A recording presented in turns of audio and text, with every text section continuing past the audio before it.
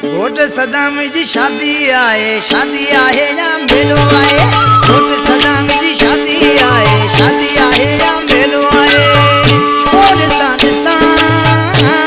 हली जशन सा और सा खुशी लालाड़ी दी बटी इजहार तेला इदा दिली यार तेजा बटी इजहार तेला इदा दिली यार तेजा मां सोनू कन्या और सा खुशी लालाड़ी दी सा खुशी लालाड़ी दी।